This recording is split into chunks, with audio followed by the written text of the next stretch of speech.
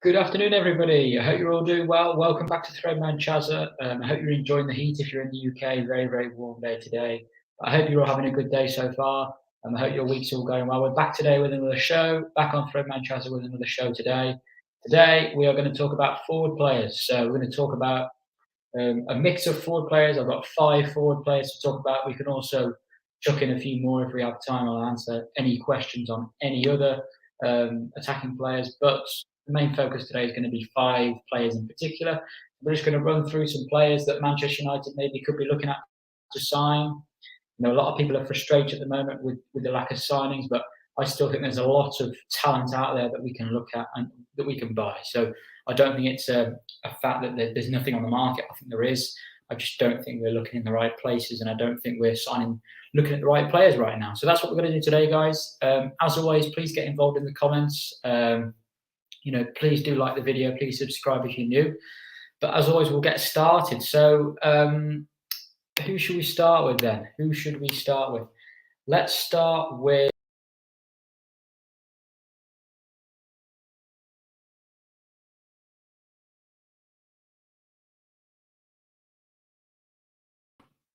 Sorry, guys, I'm back now. Sorry about that. Let's start with Cody Gakpo. Cody Gakpo. So sorry about that, guys. The connection just cut out.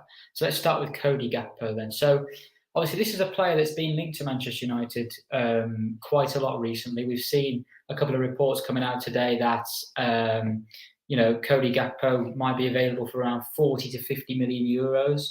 So this is definitely a deal that could happen. So we're going to talk about him first. Big up, Aileen Taylor. I miss you at the game, mate. I don't know whether we were in the wrong place or whatever, but I miss you at the game. I hope you're enjoying the heat, and thanks a lot for that, mate. Thanks for the support as always. So let's start with Cody Gakpo then. So this is a player that's been linked to United. A report coming out today that the price seems to increase every day, but a report coming out today that PSV might sell him for around 50 million euros. So let's take a look at Gakpo anyway. Let's take a look. So I'm going to put some stats on the screen here on Cody Gakpo. So my face is going to go away just for a moment. But this is sort of Cody Gakpo and his output. So you can see, particularly last season, so the 21-22 season. So this was the season, sort of his best season. You'll see there, obviously he's got 25 goals and assists combined in the Eredivisie.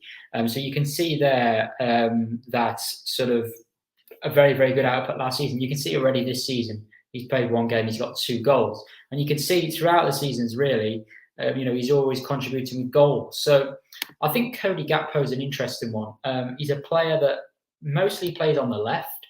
He can also play at number 9, and he can also play on the right as well. So he can play in all 3 positions, I think. He mostly plays on the left, though, for PSV.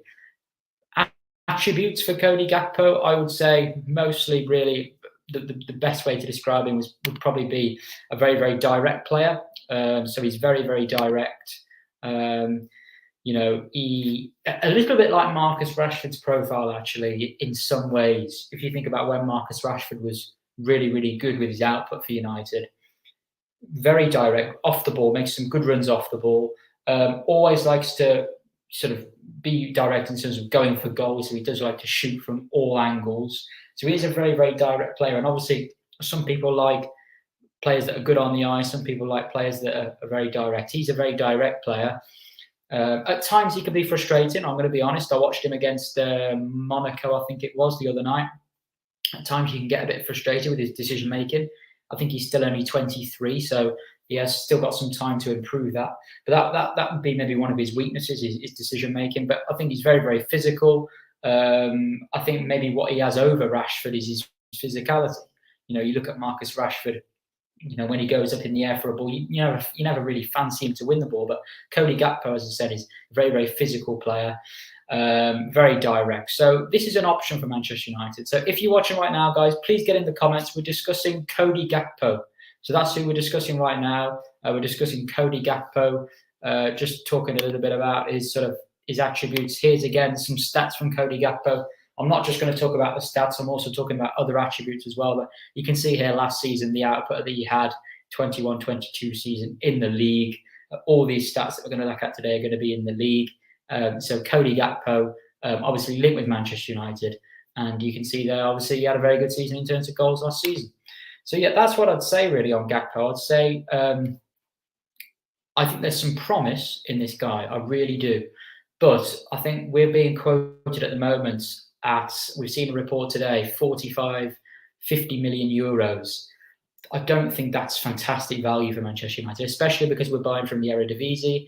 We've bought Lisandro Martinez already from the Eredivisie. It's not always been the best market for English teams to sort of buy from. So I think this one with Cody Gakpo, I think it's an option.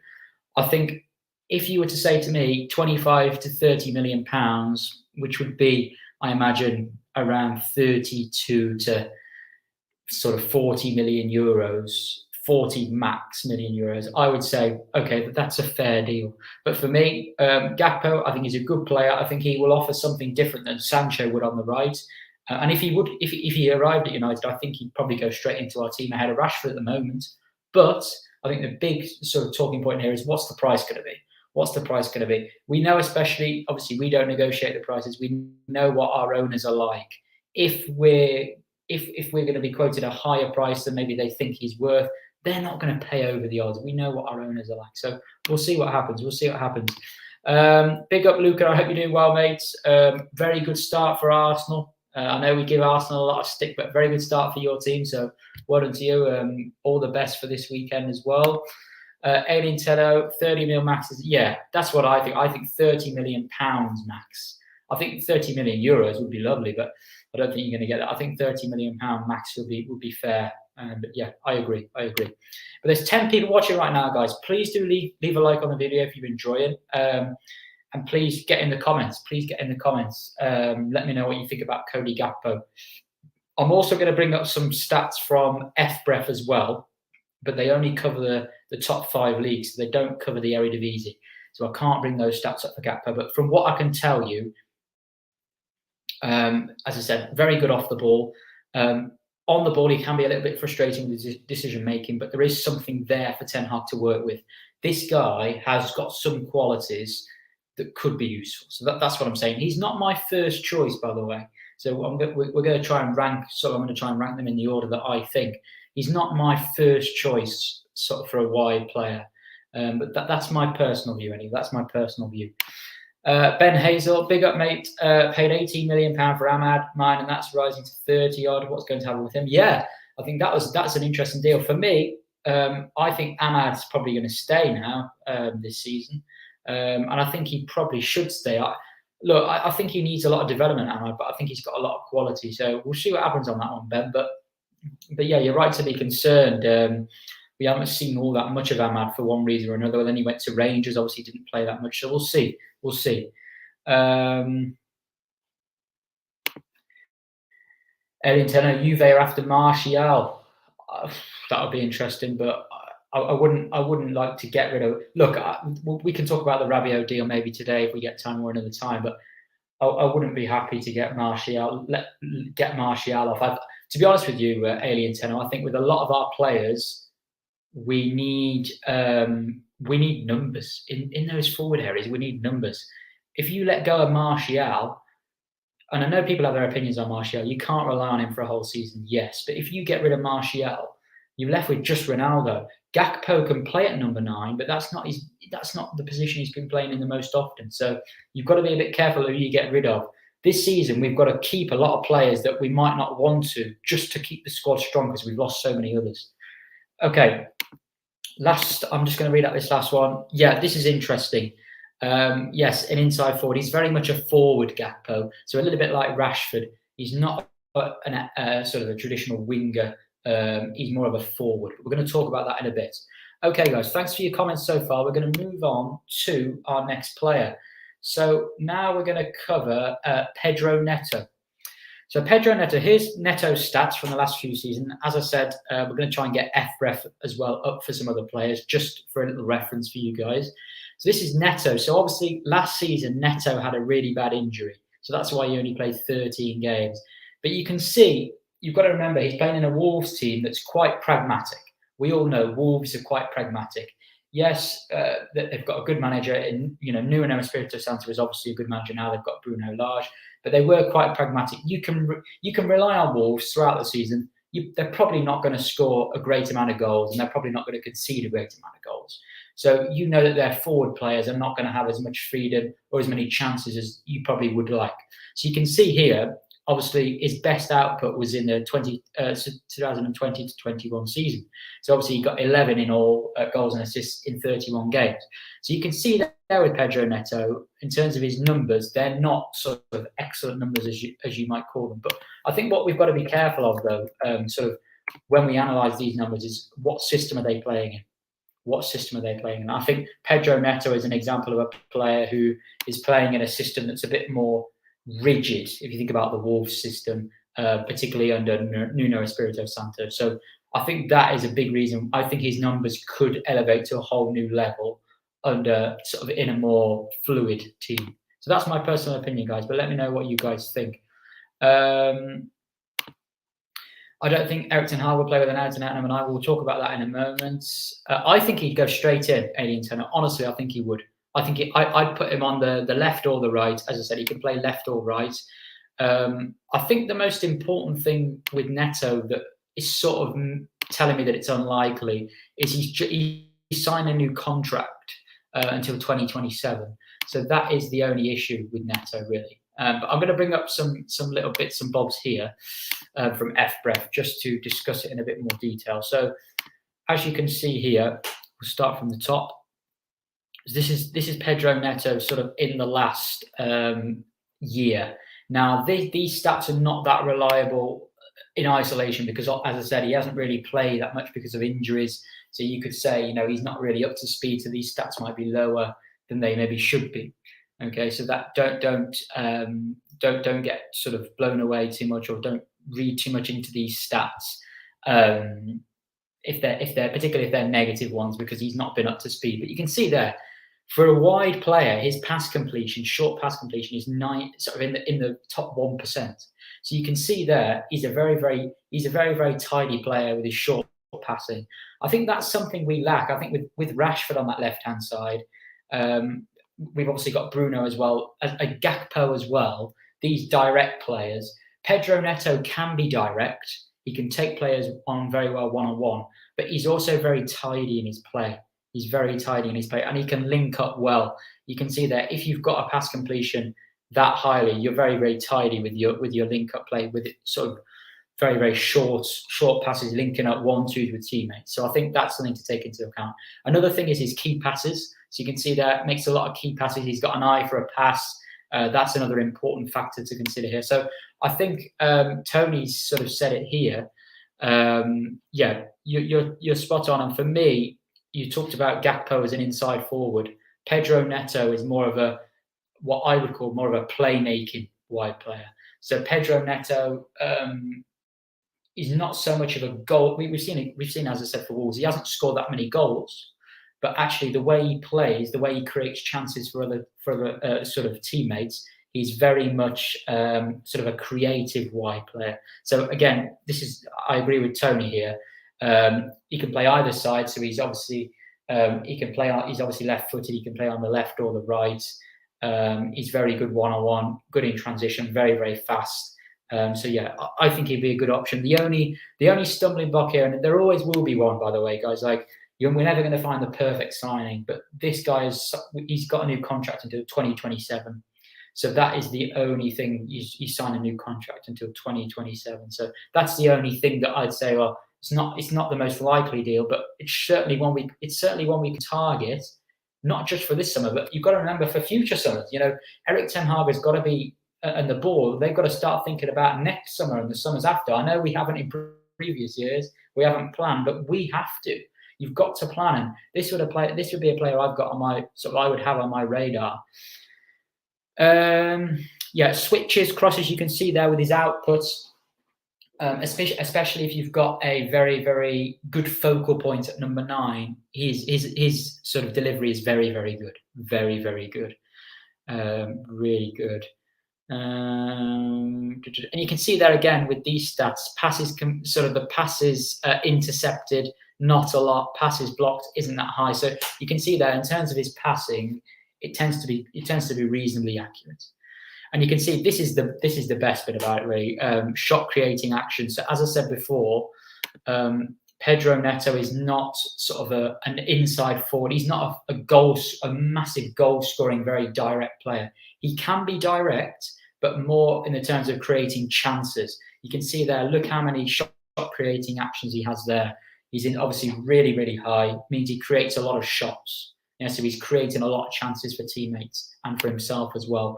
Through his dribbling, through his close control, he's a very, very good player. Defensively, again, you've got to be careful when you look at individual stats, because obviously Wolves play with a 3. Well, they've played a lot with a 3-4-3 or 3-5-2. So obviously the onus, when you're playing a system with a 3 at the back, the onus on the attacking players to create is even more so. It's even more so, because you're playing with more defenders. And you've got less attackers, fewer attackers than you would normally have. So you really need those attackers to give you something going forward, right? So that's what I'm talking about in terms of so he plays in a 3 at the back system. Your forward players, you need those forward players to be very, very good. You need one player to score goals. You need a goal scorer. And you need maybe another direct player and more of a creative player. And you haven't got those players have probably not got as much of an onus on them to contribute a lot defensively to the team. So I think this here doesn't tell us too much in terms of Neto individually, because you've got to consider what sort of a team he's playing in. So he's playing in a Wolves team. The forward players, the onus mostly is on them to attack and score goals. They've got so many players, defensive players in more defensive positions to do this sort of work. And you've also got to think Wolves are a team, particularly under Espirito Santo, again, that were quite pragmatic. So don't read too much into these stats. As I said, it's all about system as well. Here we go. This is what we're on about. This is the most interesting bit with Neto. So his dribbles attempted, his players dribble pass, his nutmegs, his progressive carries. This guy, when he gets on the ball, is so good. He's so good. He is really good. You can see there his progressive carries. So this is vital. When you're playing the likes of a Manchester City or a Liverpool, when you're playing a team that's so good, or when you've got 2 evenly matched sides, if you've got a player like this who can beat players one-on-one, and can carry the whole team up the pitch, even if it doesn't end up in a goal, he can carry the ball so far up the pitch. We might win a free kick, might take pressure off the defensive players. Brilliant.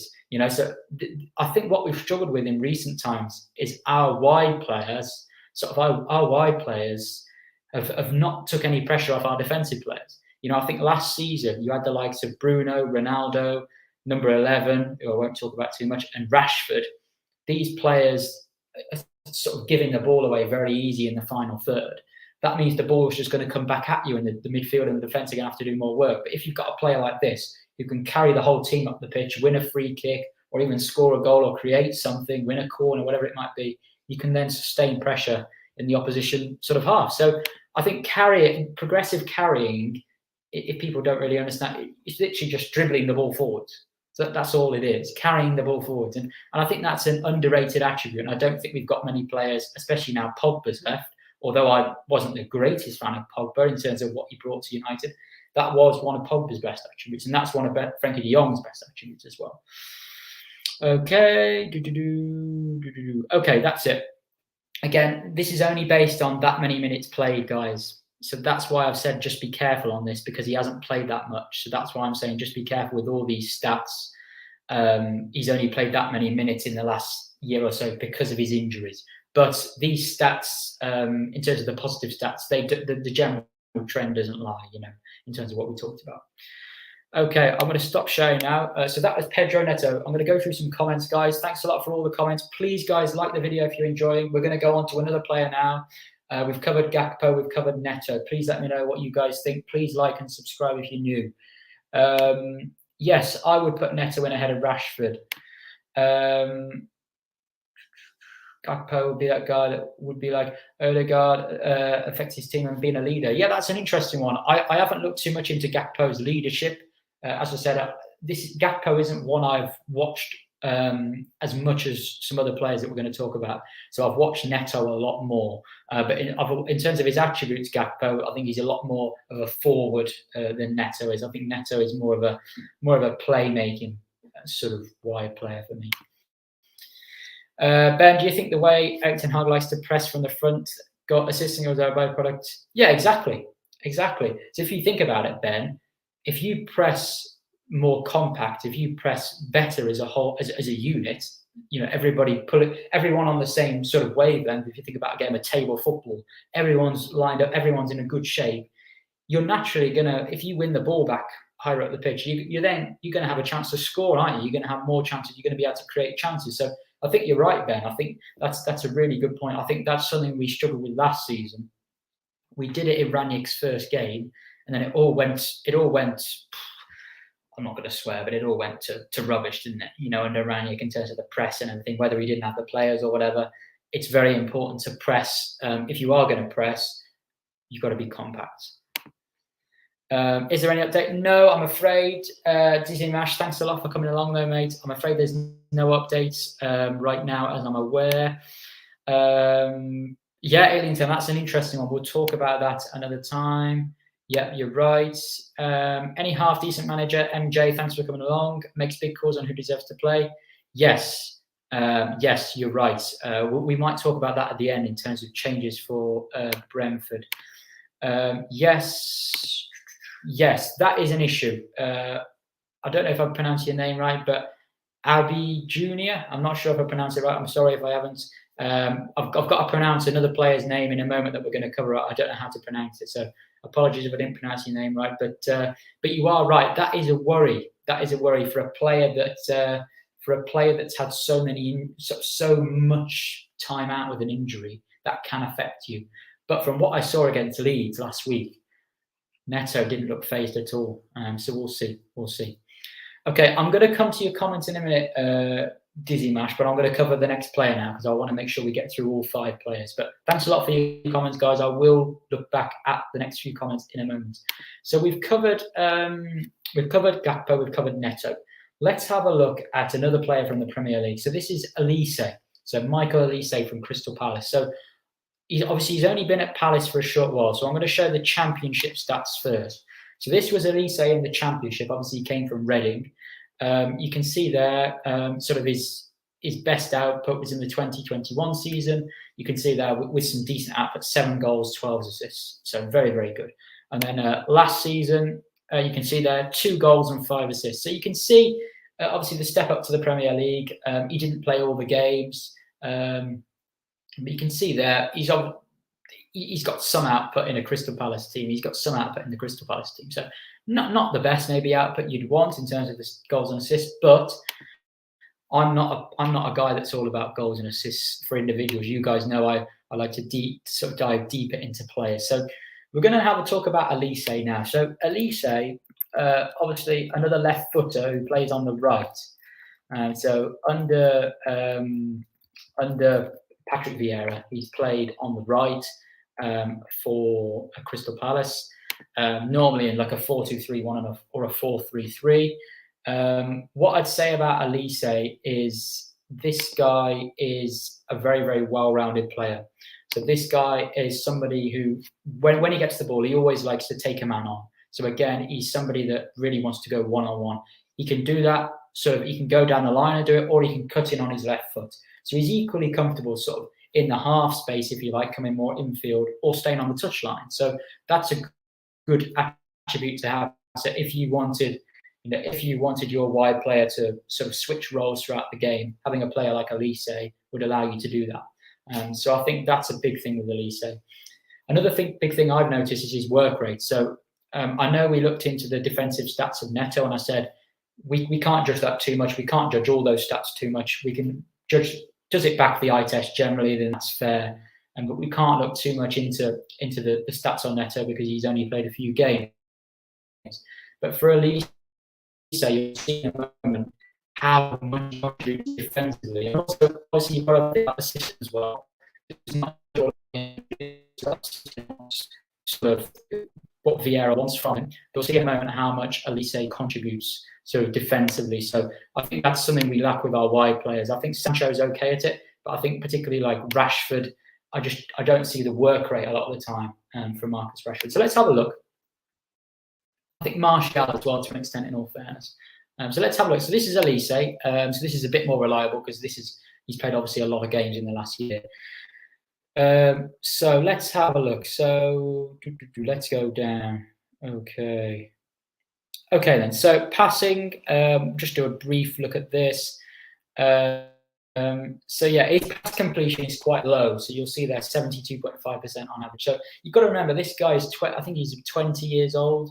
Yeah, he's 20 years old, this guy. So he's this guy compared to Neto, and particularly compared to Gakpo, those couple of players really, this guy is a lot more maybe raw in terms of his age. So he's got a lot more development yet to come. But you can see here in terms of his general passing, it tends to be sort of, yeah, on the whole, the short, medium, and long passing, the accuracy is quite low there. So I think that's something he could improve, his pass accuracy.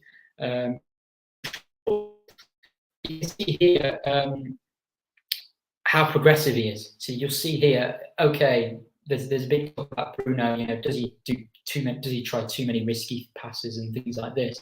But you can see here that Olise passes into the penalty area. He's in the top 10%, crosses top 11%, progressive passes top 12%. So he's in the top bands for these forward actions. So I think this is why he's a player that would be liked by Erik ten Hag, because we know Erik ten Hag's system, progression, of course, progression in any system is vital, but Ten Hag particularly is fond of players who progress the ball by either carrying the ball or passing the ball.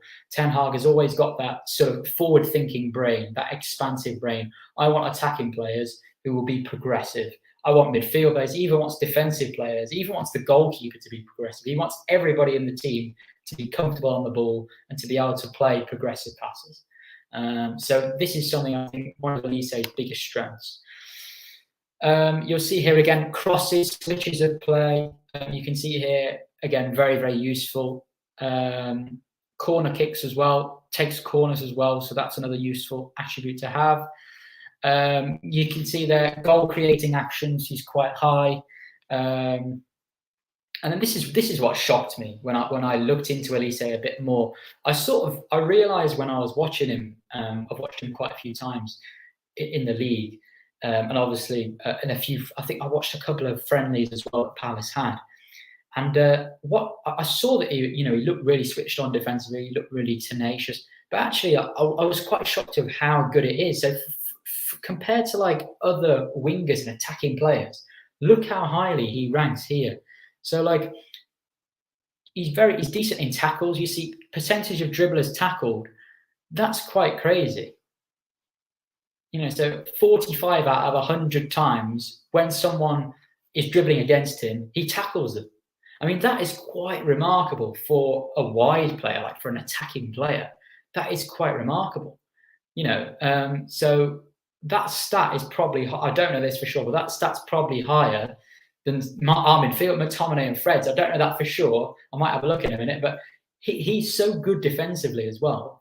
I would say the system that Vieira wants to play, we saw with Gallagher last season, off the ball, they were really quite aggressive. So the stats might be a few percent inflated by that, but Ten Hag would want something similar out of Olise. You know, we've seen in the early games, I've certainly seen it in terms of the work rate sort of in pre-season. You saw how proactive Martial was before he got injured. So he wants players to be very proactive off the ball, and you can see here how proactive he really is for stats like this for a wide player. It's quite remarkable. And then you see here, this is, again, very good carrier. So you see there, carries, carrying distance, progressive carries. He's so good at carrying the ball. So that's another great attribute he has. And yeah, he draws a lot of fouls. Another good attribute, as I said, if you want to take pressure off your team, when you're under a bit of pressure, if you've got a player that can draw fouls, you think about what Grealish did at Villa, especially for a team that's, you know, struggling towards the bottom where you don't get a lot of the ball. When you get the ball, if you can get set pieces and things like that, that's very useful. So that's another useful attribute to have. So yeah, ball recovery. So if he loses the ball, you see how high his ball recoveries are. So when I lose the ball, Olise will be thinking, oh, I'm going to go and win it back. So that's very, very vital. So that's Olise, guys. That's Olise. So for me, I think that's an interesting read on Olise. It really is. I was actually quite surprised how high some of those figures were. So for me, I would certainly be considering Olise. I think he'd cost a similar amount to maybe Gakpo.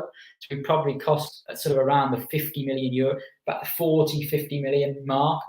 But for what we're getting, I would put Olise sort of ahead of Gakpo in terms of maybe what Manchester United need right now. You talk about an inverted winger who's on the right, who can come in on his left foot.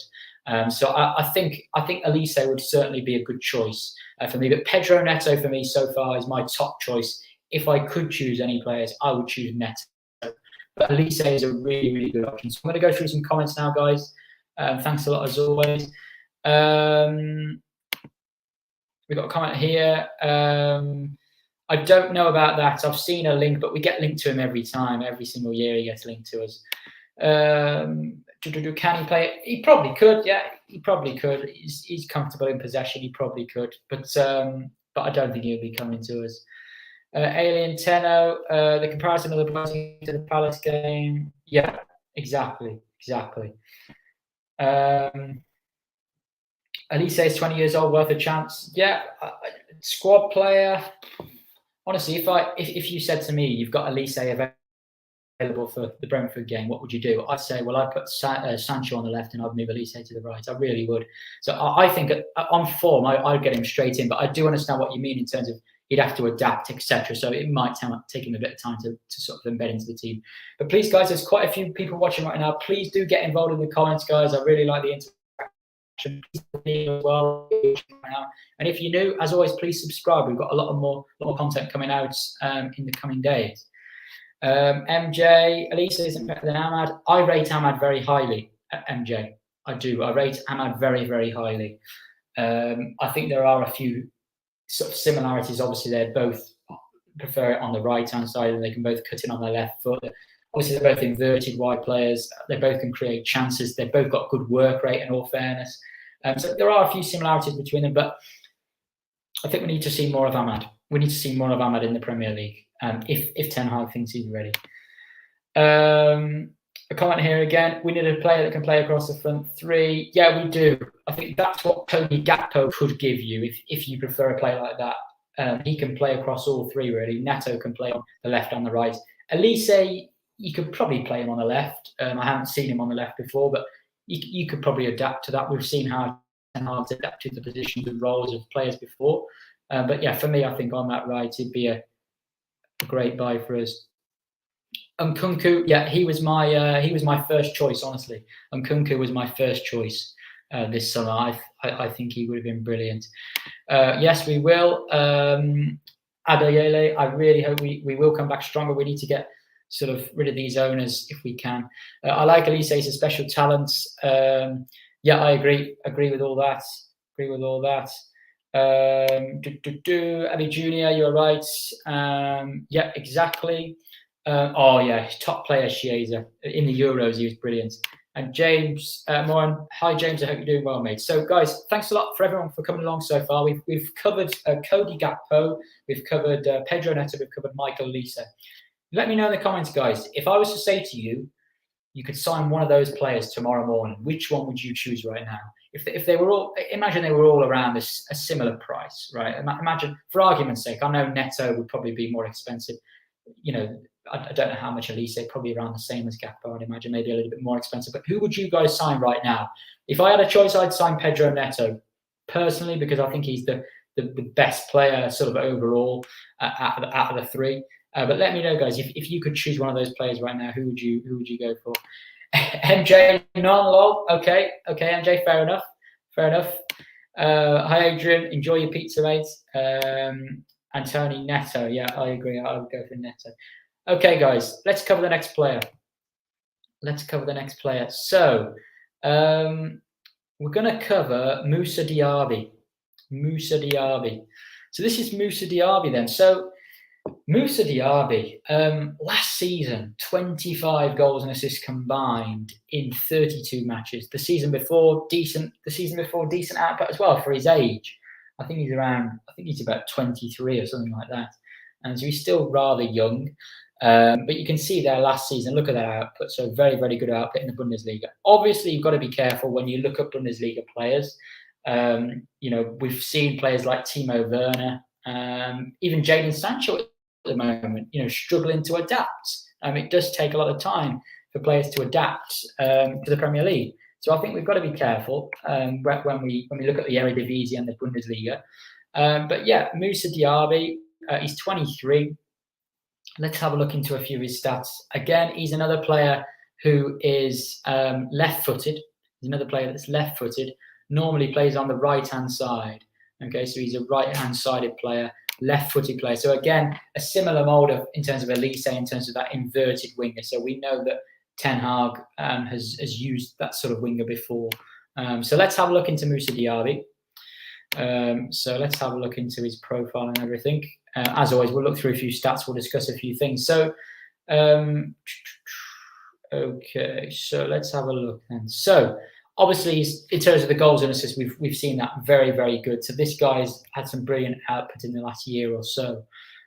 Let me go down. Okay, this doesn't look like good reading really when you first look at this. So he is a player. Again, I would say not similar to Gakpo. I'd say in terms of his directness, a very, very direct player. So you can see here, his pass completion, again, is quite low, particularly his short pass completion. So he's not a sort of a very, very tidy player. He will be direct. He will take risks, okay? So you'll see here below, you'll see with his passes and crosses into the penalty area, he wants to make things happen. He'll take risks in the final third more often than other players would. So he's not so much of a tidy player. He's more of a sort of more direct player. So he wants to create things. He wants to make things happen at all costs. Okay, guys. And yeah, defensively, as I said, individual defensive stats are difficult to look into. But I would say he's more of the mold of a forward. Okay, so we've looked at, I think, particularly Olise. Olise for me is more of a traditional winger of the past. You know, helps out his fullback a lot. He'll defend well. You know, very tidy. Team shape. He understands all that. He'll help his fullback out. He'll make sure his fullback's not isolated. Diaby is very much more of a direct sort of forward player. So he is not going to, obviously in Ten Hag's system, Ten Hag will have demands of players and he'll want players to press compactly and be part of a sort of solid shape. But Diaby is not somebody who individually is going to give you sort of a lot of work defensively compared to so other options we've looked at, guys. Okay, so like Olise, for example. Okay. Nutmegs, yeah. If you want to see if you want to have vibes, man, you know, United vibes, FC back. He does a few nutmegs, but yeah, Moussa Diaby.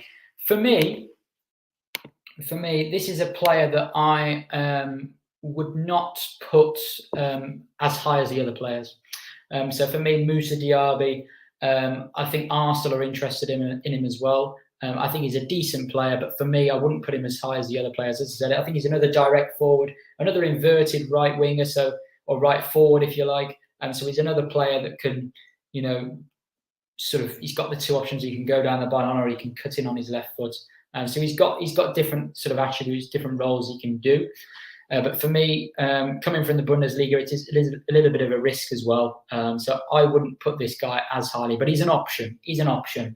He's an option as well if we were looking for that sort of player. Okay, Adeyemi signing Neto. Yeah, I think Neto for me would be the sort of top choice. So we're going to cover one more player, guys. We're going to cover one more player. And that is Sasa. Oh, God, I don't know how to pronounce this. Kalajdzic, if I pronounce that. Okay, Sasa Kalajdzic. So this is a striker at Stuttgart. So this is a little bit different. So we've looked at 4 players so far. Most of them are wingers or inside forwards. So they play on the left or the right. This guy is a number 9. Okay, guys, so this is a little bit different. So this is the only number 9 I'm going to cover. I was going to cover Benjamin Sesko, but he's obviously going to Leipzig now. So I couldn't cover him. I would have liked to cover Nkunku at Schalke. Obviously, Nkunku signed a new contract and won't go, and Schalke's gone to West Ham. So there aren't many strikers out there right now who are up-and-coming, exciting strikers, really.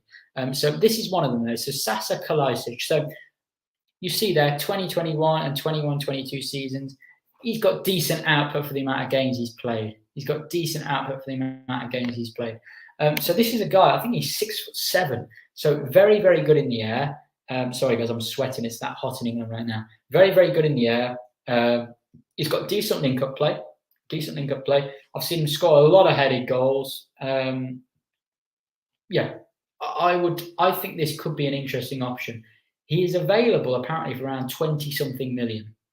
Now, we've seen reports in the media that Erik ten Hag wants more of a target man type forward as a plan B. If you're losing a game or you're chasing a win, if you need another option in a certain game, this guy could be a really, really smart buy at £20 million. I think £21 million was a price that was sort of put out there. It looks like Stuttgart are happy to sell this summer. So let's have a look at him anyway. Let's have a look at him. Sasa Kalajdzic.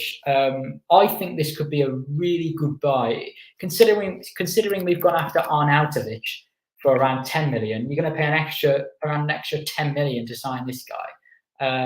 He's 25 years of age. I just think it would be quite a smart buy. I really do. For sort of £20 million, I think it would be a good buy just as a backup. But remember, guys, this is a striker. So we've looked at wide players. I think we could really do with sort of 2 forward players right now. We could do with 2 forward players. And I think if we sign one of the 4 that I've already looked at and Kalajdzic, I think that could be enough depth to get us through. There are some people that think that Kalajdzic isn't quite ready for the step up, and that's fair enough. I sort of understand that point. But in terms of the attributes he can offer, I think he could be a useful squad player for us. So let's have a look. So this is Sasa Kalajdzic. So you'll see here, let's go down. So you'll see here, Yep. So again, not the smartest passer in the land in terms of his accuracy, but you can see there he does try and get involved in the link-up play quite a lot. So you'll see his passes attempted, his passes completed, they're quite high. So they're towards the 70-80 percentile. So you can see there that he wants to be an active part of build-up. So this isn't just a guy that 6'7", you stick him up front and you hope he gets on the end of something. His link-up play is actually okay. It's not unbelievable, but it's okay. Okay, so it could be a reasonable option. Again, you see there key passes and progressive passes. So key passes. So for a striker to have a stat that high, that shows that he is comfortable to drop into areas. He's comfortable to link up with teammates and sort of be more of a creator at times as well. Okay, guys. So it's not just we wouldn't just be signing a striker that you just stick in the box and ask him to head it in. He can also be involved in link up as well. So that's an interesting thing, I feel. And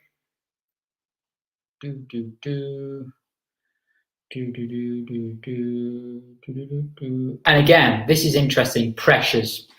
So you can see here he's quite good in terms of his pressures. So obviously we're looking to press from the front. Ronaldo obviously gets a lot of stick for apparently not pressing. I don't think the stats don't lie with Ronaldo. He's not going to be a player who gives you a lot of pressures. But people, I think, at times overestimate the importance of having every single player on the pitch all running. It's not all about the running. It's also, you can have a player that holds his position. You can have players that don't run like headless chickens and are part of a good compact press. You haven't got to cover 50 yards. If you've got a good compact press where you've got players with small spaces in between them, you haven't got to run as far. But this guy is very good with his pressures in terms of if you look at the stats. So this is certainly a number 9 that could come in and help us defensively from the front. If we needed him to, he could help us there.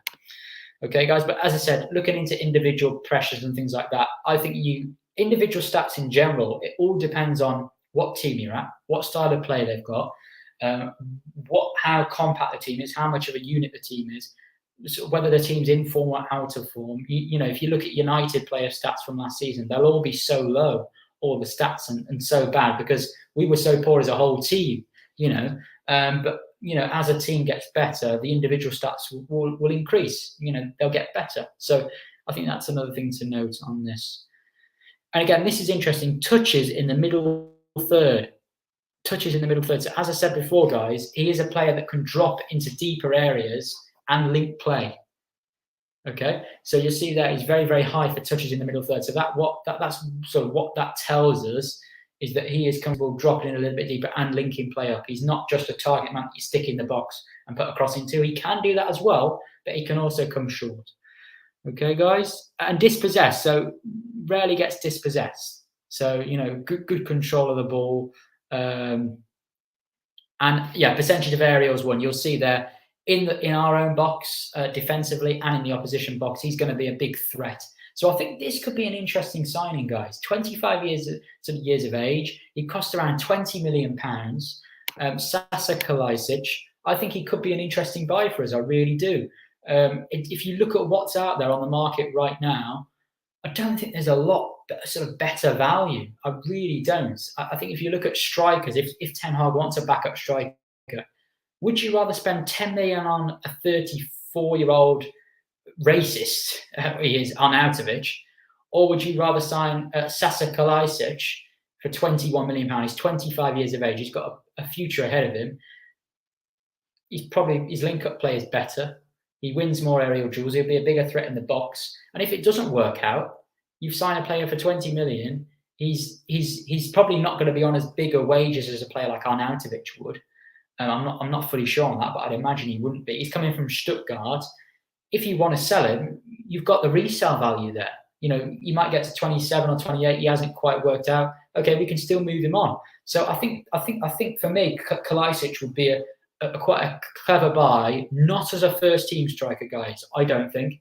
I think he could be a good squad player, or maybe a plan B to having games if we want to put 2 up front, or if Ten Hag wants to change the structure of the team, just to give us another dimension. We haven't got that player right now. We used to have it in Fellaini. We don't have that player right now who can give us a change of approach. We want to play a few more longer balls. Who's going to be the player in our team who can hold the ball up well, who can link play and also get in the box, get on the end of things? We haven't really got that player. So I think having a player like Kalajdzic could be a really good option for us, sort of as a plan B. Abby Jr., Diaby is going to be the next team ever. Yeah, possibly if he does come. It depends on which club he comes to and how the structure is and everything. We'll have to see. I think he is going to have to adapt. I think he could be a player that finds it tough to adapt. So yeah, I also want Ten Hag to develop young players like Garnacho. I agree. I think Garnacho could be a really good player in the future. Olise, interesting one. Diego, Manchester United. So yeah, guys, thanks a lot for all the comments so far. Please leave a like on the video if you're enjoying it. We've covered 5 players now. So we've covered Neto, we've covered Olise, we've covered Gakpo, we've covered Diaby, and we've covered Kalajdzic. Obviously, the first 4 were more sort of wider players or inverted forwards, and this Kalajdzic is a proper number 9. So let me know, guys, who would you sign? So we've covered 5 players. Would you sign any of these players? If I had the choice right now, I would definitely look at Neto, but I don't think that's going to be realistic this summer. So to be honest with you, I think Olise is probably a more realistic sort of option for us. And I think Kalajdzic, I think you could probably get Olise and Kalajdzic for around £60 million. I think you could do that, 50, 60 million pound. And if you think about Olise is so good with his crossing, that's a match made in heaven. Olise cutting onto his left and putting in the box, and Kalajdzic getting on the end of it. I think that could be a great thing for us. Jamaica in the house. Big up Jamaica. I hope everything's well in Jamaica. Tony, not sure. I haven't seen enough of him. I'd take Moussa on a season loan. Yeah, I get that. Like, I'm not saying that Kalajdzic is the best striker in the world. I'm just saying as a backup to Ronaldo or even Martial, just as a different option, just to have that different option. Kalajdzic is a very low risk buy for me because you're paying £20 million, and if it goes wrong, you've got a player who's going to be 27, 28. You can also you can always resell them. If you're going to sign Arnautovic for half the price, you're probably going to let him go for a free, and he's probably going to be on, he's probably going to be on rather big wages. I don't see it. I just don't see it. I'm glad we've obviously got rid of that deal for Arnautovic. I just don't know why we were going for him in the first place. But yeah, Morata's an interesting one. Morata, again, is a player I think Morata's a good player, but I think just in front of goal, he's so unreliable. I think that's the issue. I think his overall game is actually quite good in terms of what he offers to the team, but his finishing will probably let him down. So guys, so that's what we've looked at so far. I think there's some good options we've named. I think Gakpo is probably the most realistic to happen, to be honest with you. I think Cody Gakpo for around 40 million euros, 50 million euros, something like that is probably the most realistic. But yeah, I think we've discussed some good options there. I hope you enjoyed it so far. I hope you're finding it informative. I've certainly enjoyed it. MJ Schmaka, yeah, I wanted Schmaka. I wanted Nkunku, honestly, because Nkunku, I can't remember who it was, sorry, but somebody said you could do with a player who can play in all 3 areas, on the left, at number 9, and on the right. And Nkunku can do all 3. As a number 9, he's obviously played more in a front 2 before, but I honestly felt with Nkunku's attributes, I thought he probably could adapt to playing like a sort of solo number 9 position. I really did. So for me, Nkunku I wanted, and then he was unavailable. And then Schmaka, I think a lot of people were saying, well, Schmaka is a really, really good option for us. Again, somebody whose overall game is really, really good. He can be that target man, but it also his link-up play, the way he brings the ball down, his close control for such a tall profile was really good. So I think West Ham have got a really, really good buy there. But yeah, MJ, I agree, mate. I agree. I think Schmaka would have been I was saying Schmaka a few weeks ago as well, and I think he'll probably do reasonably well in the league as well if West Ham obviously have a good season. I think he'll be part of that. Tony says, I'm disappointed with the Rabiot deal, not what we need. Yeah, this is an interesting one. Tony, to be honest with you, mate, I think it depends on if anyone else comes. I really do. Like, the issue is with Rabiot is he's left-footed, right? So if you're going to play a midfield with Fred and Rabiot, it's a little bit unbalanced there. Obviously, if you're playing a pivot in particular, 2 left-footers won't work. If you're playing more of a staggered 4-3-3 with the 6, 8, and 10 that we've seen, we've sort of seen sort of a staggered 4-3-3, if you like, in pre-season and so far, with Fred as the 6, McTominay as the 8, and then Bruno more as the 10. That maybe could work better. But for me, I don't really know why we're after Rabiot unless Ten Hag can really see something in him. Nobody's saying that Rabiot is absolutely dreadful. For sure, Rabiot is an upgrade on what we've got, right? But I think the extra baggage that he brings, his agent, the mother, that could cause issues, lack of consistency, probably lack of resale value as well if it didn't work out. I don't think it'd be the most clever buy. I'm not quite sure what Manchester United are doing this summer in terms of who they're targeting. We've mentioned 5 names today, And Manchester United have only really been linked properly. They're only really look interested in Gakpo at the moment. And I'm not saying that I know more than Man United.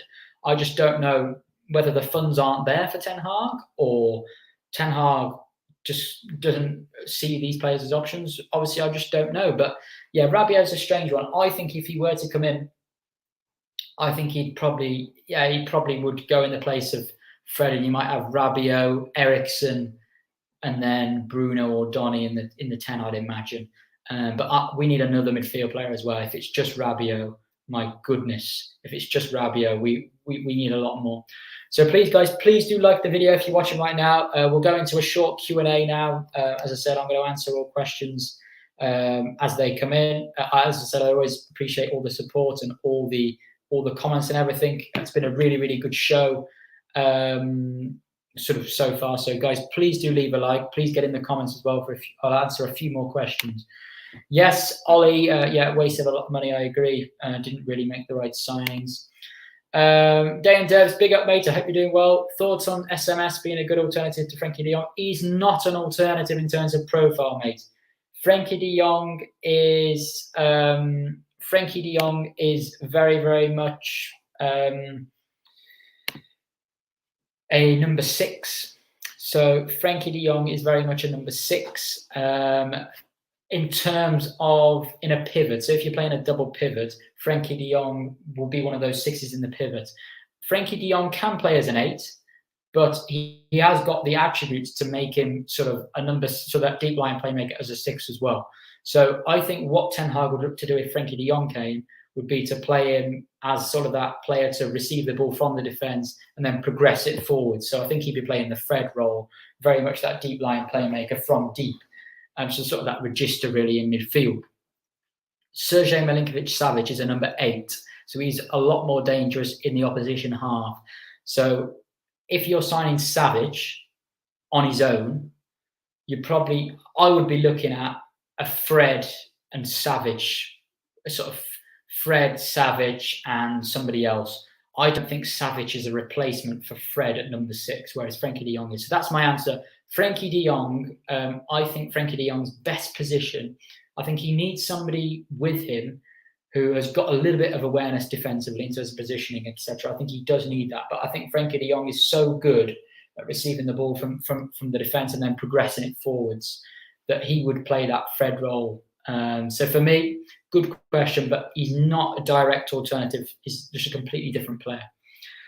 MJ, thoughts on Galbraith? A good player, but he needs to play. You know, he needs to probably go on loan. I don't know whether he is going on loan. I haven't looked into that. But I think, to be honest with you, MJ, I think a lot of our young players aren't ready right now, to be honest with you, mate. I think a lot of our players right now that are young could do with a little bit more development.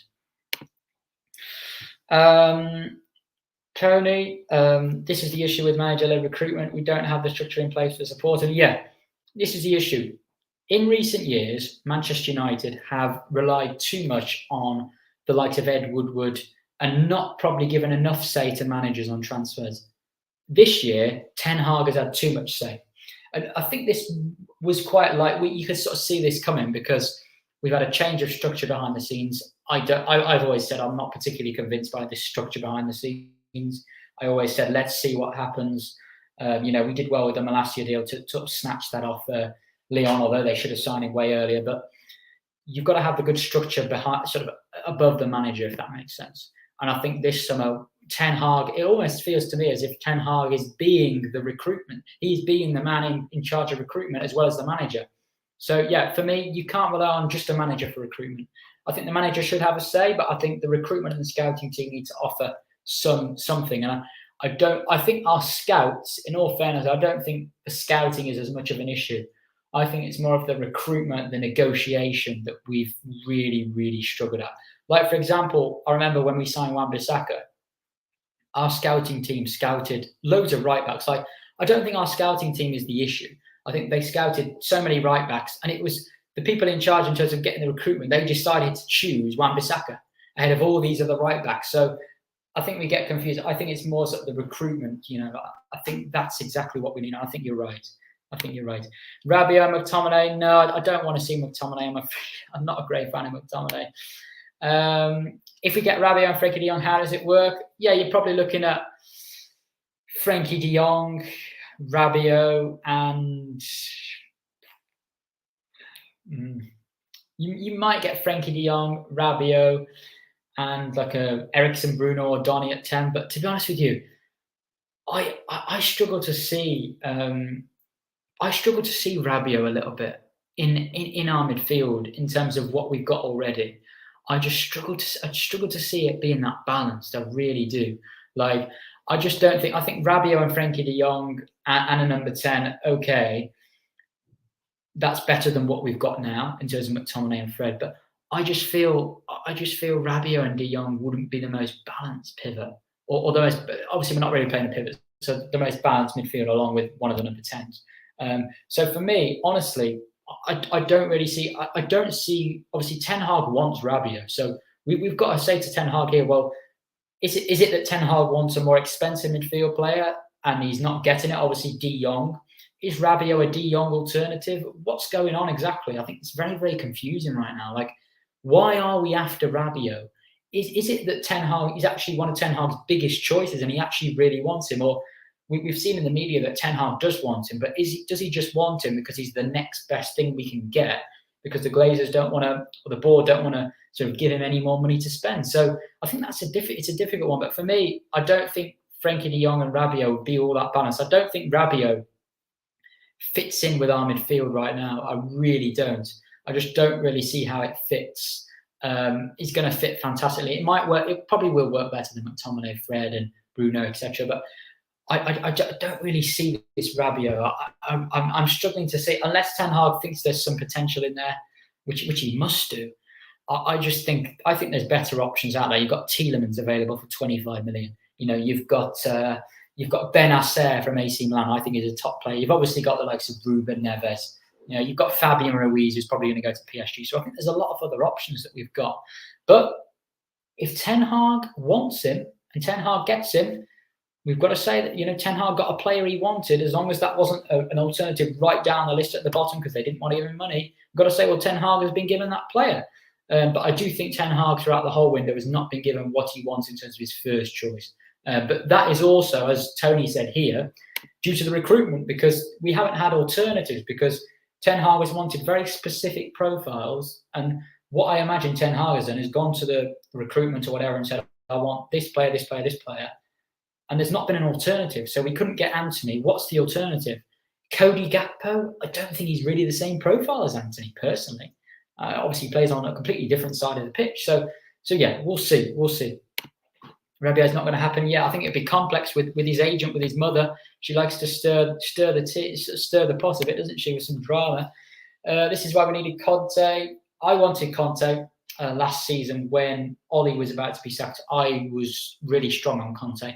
I understand that people wanted more of a longer-term option, etc. But I think Conte, maybe it wouldn't have worked with the Glazers. I accept that. But in terms of what I like as a manager from Conte, I think I really rate him. So I think it would have been a good option.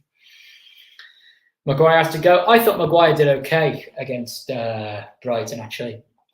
He was partly at fault for the first goal, but so were other players as well. But I'm not a great fan of Maguire. I understand where you're coming from. I would be happy to see him sold. But in all fairness, I thought Maguire and Martinez actually did okay. I thought they did okay compared to the rest, to be honest with you, mate. Okay, guys. We're probably going to wrap up the show soon. As I said, please leave a like on the video. Let's try and get 30 likes. Can someone let me know how many likes we're on now, guys? Because I can't look right now. But let me know, guys, how many likes we're on now. Let's try and get that to 30 likes. I think this has been a really, really good show. I've certainly enjoyed it. I hope you guys have as well. But let's try and get to 30 likes. So if you're still here, guys, I've just checked. We're on 21 likes. So if you're still here, guys, please smash the like button. I really, really appreciate the support. Yeah, I'd be happy with that as well. Varane and Martinez. But Varane's just not reliable with injuries. That's the only thing. So we're on 22 likes now, guys. Please, let's try and get that to 30. I appreciate everyone for coming along as usual. I might get a Player in Focus episode done this week as well. So if you guys are new, I think James, I haven't seen you before. So thanks, James, for coming along. I can't remember everybody because I've had so many messages, but I think Day and Derbs, I haven't seen you before as well. Jago Manchester from Jamaica, I haven't seen you. So there's quite a few people that I haven't seen before today. So thanks a lot, guys. If you are new, I really appreciate it. As I said, you guys make the channel. You know, without you, I wouldn't be doing this. So you guys make the channel. So I really appreciate that. If you are new, I do this player in focus series where I analyse a Manchester United player. We look at what they've done so far, so the last season, and then we look, will they play under Ten Hag, etc. So we've done De Gea, Shaw, Dalot, Fred, and Bruno.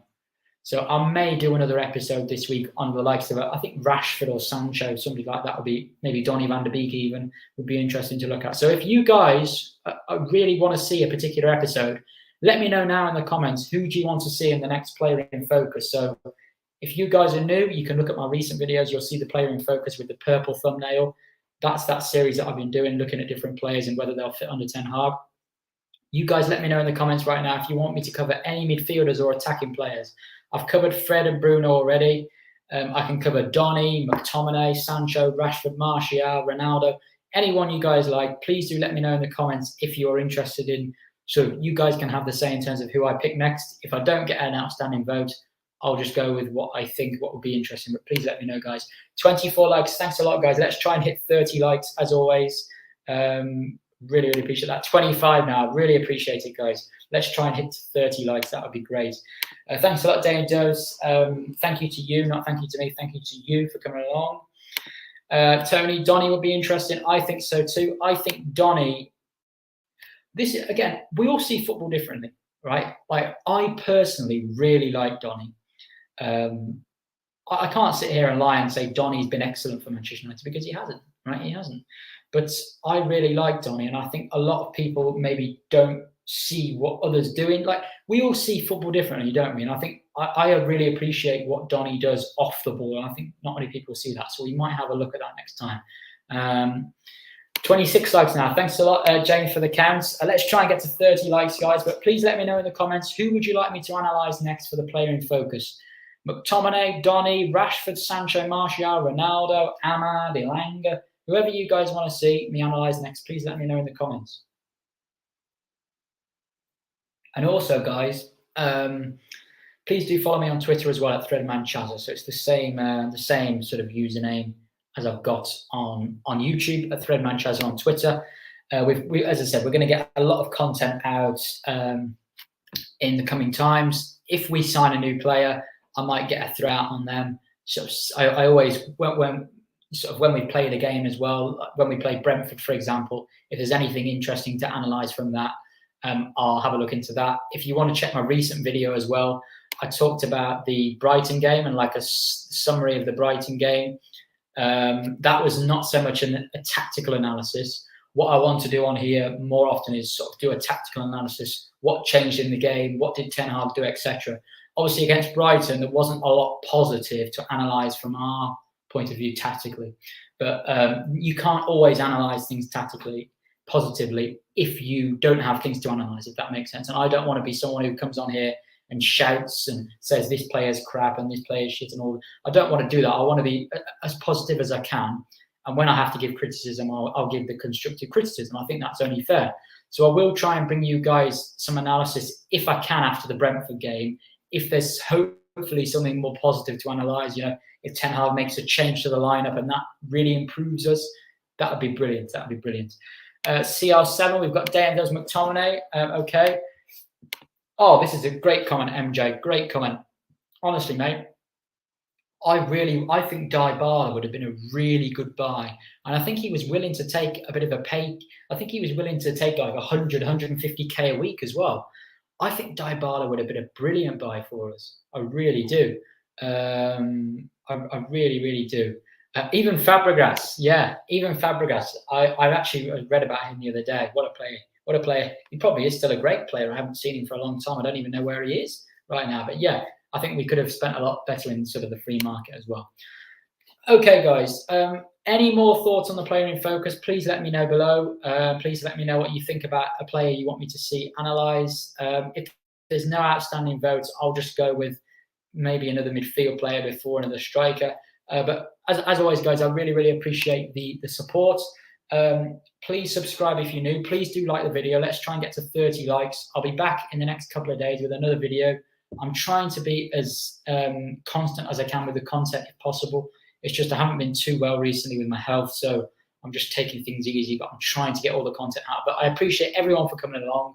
Thanks, as always, for all the support, guys. As I said, I always appreciate the support a lot. And yeah, I hope you guys sort of enjoy sort of the rest of your day, the rest of your evenings. Do follow me on Twitter at ThreadmanChazza as well, if you like. And I will see you guys next time. Cheers, guys.